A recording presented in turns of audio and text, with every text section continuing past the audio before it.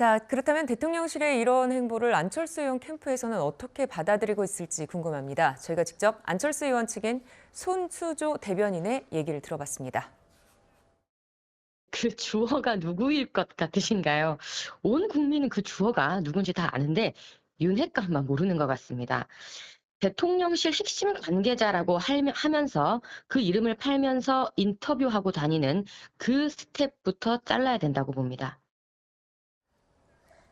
네, 그러니까 대통령실 관계자를 경질해야 한다 이렇게 얘기를 하고 있습니다. 그리고 안철수 의원은 윤심이 아닌 윤힘을 강조하고 있습니다. 지난 2일 안 의원이 당대표 후보자 등록을 마친 뒤에 기자들에게 의견을 밝히는 자리에서 손가락에 적힌 메모가 있었는데요. 그중에도 윤힘이 있었습니다. 그 이유가 뭔지 안철수 의원이 채널A와의 인터뷰에서 밝혔습니다.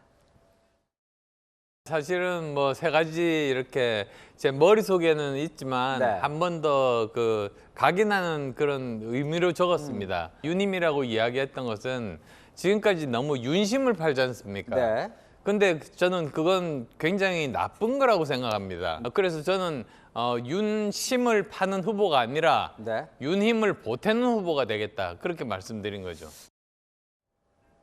네, 정혁진 변호사님, 저는 휴대폰이 노출되거나 뭐 메모가 노출되는 경우 봤는데 또 손가락에 이렇게 쓴 경우는 드문 것 같습니다. 지금 정권 서울대 법대 출신들이 검사 출신들이 많이 있다라고 하는데 안철수 의원은 이과잖아요. 네. 근데 의사라기보다는 오히려 IT 전문가로서 더 많이 알려져 있는데 핸드폰도 아니고 아주 최신 기기에다가 하는 것이 아니고 손가락에다 저는 손가락에다 저런 거 쓴 기억이 없거든요. 당대표는 당의 얼굴 아니겠습니까? 나는 네. 이러이러한 장점이 있다. 그렇기 때문에 나를 중심으로 해가지고 총선에 승리해서 윤석열 정부의 그 성공을 갖다가 담보하고 이후에 차기 정권 재창출도 하겠다. 이렇게 당당하게 이야기를 해야지 대통령 윤심 이런 거에 기대는 것은 저는 어떤 생각이 드냐면 조금 전에 조국 전 장관 케이스도 이야기를 했었지만은 왠지 그냥 아빠 찬스를 쓰는 것 같은 그런 느낌이 들거든요. 내가 이렇게 해야 되는데 내가 아니고 내 뒤에 누가 있다. 이런 식으로 사람들이 이야기하는 거를 과연 그런 사람들을 당대표로 얼마나 많이 당원들이 생각하실지도 모르겠고 네. 그걸 떠나가지고 중요한 거는 당대표가 되는 것이 중요한 게 아니고 당이 잘 되는 것, 그 당이 이제 총선에서 승리하는 것 이게 중요한 거 아니겠습니까? 그 이후까지도 생각할 줄 아는 그러한 그 후보들이 잘 됐으면 좋겠다는 게 개인적인 바람입니다. 네.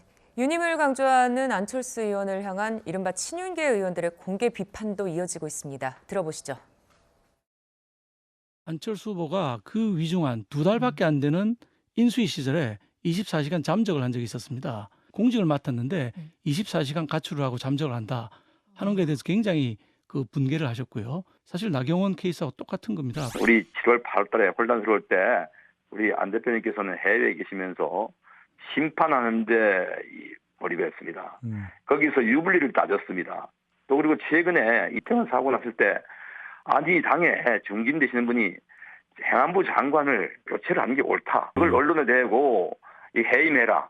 이렇게 요구하는 것은 국정 운영을 발목 잡고 내부 분란을 야기하는 행위라고 볼 수밖에 없었기 때문에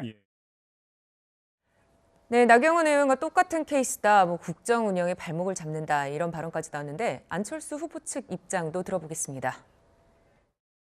해도 너무하십니다. 윤 대통령이 신년 인사회에서 직접 윤심은 없다고 하셨습니다. 이 윤 정권의 성공이 윤핵관만의 전유물은 아니지 않습니까? 당원 중에 반윤은 없고요. 계속 이렇게 누군가를 잘라내기 하는 그런 전당대회보다는 보듬고 함께 가는 그런 화합의 전당대회가 되었으면 좋겠습니다.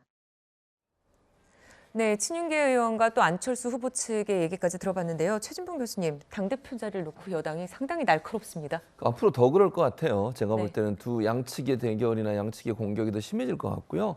근데 전 이제 이런 것 같아요. 안철수 후보 측에서는 윤핵관과는 대결 구도를 하지만 윤석열 대통령과는 어쨌든 척을 지는 모습을 절대 보이지 않을 겁니다. 그런 전략으로 할 것 같은데 그게 이제 상당히 딜레마에 빠질 수 있어요.